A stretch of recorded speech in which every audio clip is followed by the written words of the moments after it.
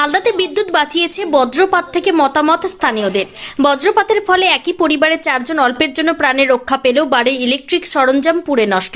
মালদার মানিকচক ব্লকের চৌকি মির্দাতপুর অঞ্চলের সাহেবনগর দক্ষিণপাড়া এলাকায় সোমবার দুপুর 3টা নাগাদ বিকট শব্দ হয় ও বিদ্যুতের ঝলকানি দেখা যায়।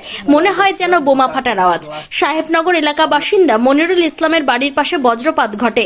এতে মনিরুলের স্ত্রী রাশিকা বিবি বয়স 28 সহ তার 3 সন্তান অল্পের জন্য প্রাণে বাঁচেন। বজ্রপাতের বিকট শব্দে রাশিকা বিবি অজ্ঞান হয়ে পড়ে। গ্রামের প্রায় 10টি পরিবারের ইলেকট্রনিক যন্ত্রপাতি বজ্রপাতে নষ্ট হয়। সব মিলিয়ে ক্ষয়ক্ষতির পরিমাণ প্রায় লক্ষাধিক। সোমবার প্রায় 3টা নাগাদ বজ্রপাতের ফলে এই ঘটনাটি ঘটে। টিভি, ফ্রিজ, সিলিং ফ্যান ও টেবিল ফ্যান, মোবাইল ফোন নষ্ট হয়ে যায়। আমার বাড়ির পাশে বাড়িতে বাজ পড়েছিল। বাজ পড়াতে আমার ইনভার্টারের ফিউজও মার খেয়েছিল, আর টিভিতে লাইটই যাচ্ছে না। পাশাপাশি কয়েকজন বাড়ির সব লাইন গোলমাল আছে। আপনার টিভি নষ্ট হয়ে গেছে? হ্যাঁ, টিভিটা মার খেয়েছে। কি থেকে নষ্ট হলো? এই বাজ পড়ে। আচ্ছা, বাজ যে পড়লো কিনা পাশে এতে ওতেই বাজ পড়েছিল এখানে? হ্যাঁ, এই পাশে বাড়ি। আচ্ছা, শুধু আপনার বাড়িতে ক্ষতি হয়েছে না আরো কারো হয়েছে? আরো ক্ষতি পাশাপাশি হ্যাঁ, লাইটে এগুলো সব মার খেয়েছে। হয়েছিল বলতে কি, আকাশে প্রচুর কালো মেঘাচ্ছন্ন আমরা মেঘ দেখতে পেলাম। তারপরে পরে খুব অল্প সময়ের মধ্যে আকাশের উপর বিদ্যুৎ চমকাতে শুরু করলো। তখন অল্প আওয়াজে আর কি।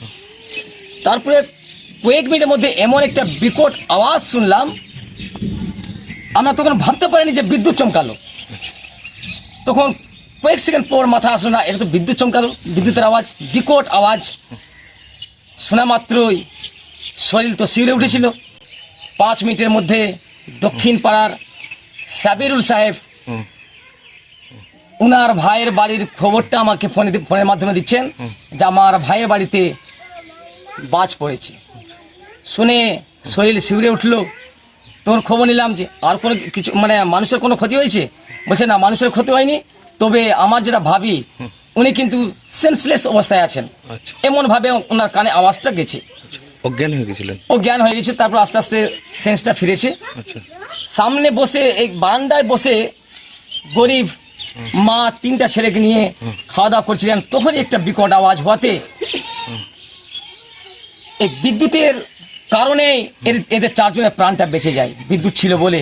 যদি বিদ্যুৎ না থাকতো, ইলেকট্রিক না থাকতো, তাহলে বাজের মাধ্যমে বাজ পড়ে এদের 4 জনেরই প্রাণ কিন্তু নাশ হয়ে যেত।